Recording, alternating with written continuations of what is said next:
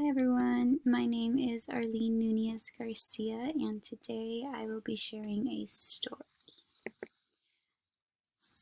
In my last semester of college, I was fortunate enough to experience a 3-week farm stay in Vida, Oregon, along with 22 other classmates, 3 TAs, and an amazing professor.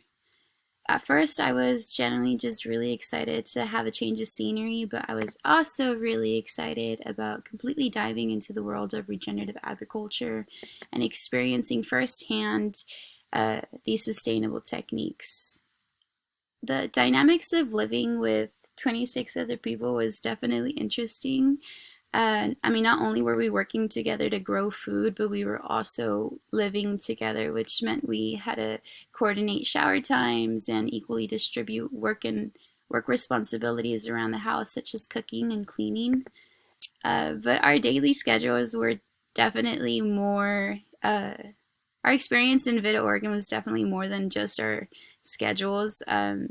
Eventually we started building community based off shared space, shared time, shared resources, shared emotions, and shared experiences. Our new COVID bubble definitely highlighted the individuals that time and time again came together and shared mutual struggles under the economic crisis, climate change, the pandemic, political turmoil, and the demand for just systems in the US. Despite so much going on around me, our experience in Vida, Oregon really transcended past our location, while my experience kept calling me back. I grew up in Santa Ana with my family. We've been here since I was 3 years old. We came from Mexico, but we've been here actually in the same apartment since I've been 3. The only difference is we used to live on the right side. Now we live on the left side, where you see the L-shaped little garden at the center. And living in Santa Ana is completely different from having a river as part of your backyard. But there were aspects of Jesse's farm that just kept reminding me of how I grew up and how different it is now. So this is a little sketch of what my apartment used to look like back in the good old days. We used to have guava trees, avocado trees, chili trees, and then there was a lot of just patch of dirt that people would grow onions on, and then we always had savila and yerba buena too. And those little circles that you see in the front are used to actually be those Home Depot 5-gallon buckets full of soil that people used to grow little herbs and mints on. And so me and my friends used to always just play around and help everyone out when they were just out there in their gardens. I wouldn't say I grew anything, but I was definitely a part of receiving. I definitely remember that was a huge part of when the fruits would go get ready to be harvests. I remember we'd always be sending out, and there's actually a language barrier between one of our neighbors. It was Vietnamese, but he always gave me like little bags of mints to take home, like despite that barrier. So it's just things that I definitely remember bringing us together in some way, shape, or form. And I drew a little heart right in the middle of the planters just because that was actually where my friends and I would always end up meeting up. And that was where my brother and his friends would go and play canicas, and we would do little mud cakes, and we were always just playing around there, like meeting up there. That was definitely like the it spot. But now it's completely different. I think it started back in my junior year. Actually, the city of Garden Grove started buying out a bunch of apartment complexes on my street. So if you actually walk down my street today, you'll see half and half of apartment complexes that completely look different from each other. And then you have the other half that look exactly like clones, your typical brown, your typical renovated apartment. So this is actually a sketch that I drew off the top of my head from what I remember of what my apartment complex looks like. As you can see, when new management came in, they didn't allow a lot of things. Actually, we weren't allowed to garden, and see the back square where the tree and the bush is actually just an empty piece of land, and I'll show you guys some pictures right now too. But no one was allowed to grow anything over there. No one was allowed to grow anything in the middle, and they removed everything actually and put in whole new landscaping. And don't get me wrong, I think it's beautiful, but it definitely changed a lot of things, especially the way our community would come together. I mean, they even made hanging up your clothes to dry like not part of, like, you can't do it. I don't know, it's weird, but you can't hang your clothes up to dry, which is crazy. But I vividly remember my friends and I actually feeling like this little like sadness. Back in the day I didn't really have the words to describe it, but now looking back I do have the words, and it's a feeling like you're losing something. And at the time I didn't realize it, but now I have the words to articulate the hurt that comes from um, seeing the loss of all the things that brought everyone together. Yeah,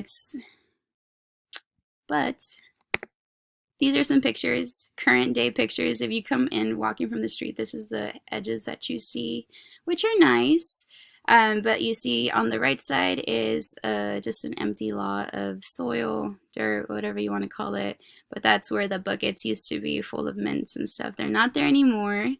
I guess they're not aesthetically pleasing enough. But if you walk straight down towards the back of the apartment complex, this is what you'll find, which is super awesome to see because last time I was here, this was not here anymore, but I'm super glad it is. That thing on the right is called yerba buena, and my mom used to actually always go tell me to get some when I'd have a tummy ache. And then there's like onion growing. I don't really know what else there is. The only thing that's missing is the savila, but it's okay. It'll be back. I believe it will be. And then as you get more towards the back, this is the back lot of soil that I was telling y'all about. It looks completely different from what it used to be, which isn't too bad now. I mean, I was really happy to see that tree come back up again. I just remember there was like a no fruit tree, but now there's a little fruit tree, so I'm super happy to see that. And then this I left for the last because this is still like a little heartbreaking for me. I actually remember when we had first moved in, after they renovated, I remember telling my mom, like, oh, why would they put these plants right in the middle? Like, they have thorns, the kids play here. And she goes, well, yeah. And yeah, and my mom hadn't told me like that, I probably wouldn't have put two and two together, but it was intentional, and it's still hard to understand why, but it's something that I'm trying to learn about. We'll see what happens. I still don't really have the words to articulate exactly what this feeling is or what's going on. I remember talking to Dr. Rachel O'Malley about it, and it's like a systems flaw or something.